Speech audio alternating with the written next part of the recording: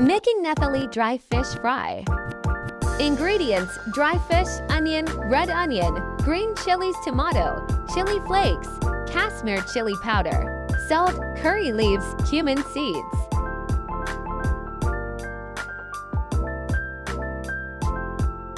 Add chopped onions, curry leaves, green chilies.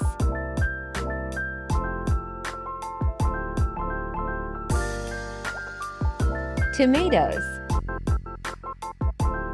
chili flakes and chili powder. Add the dried fish.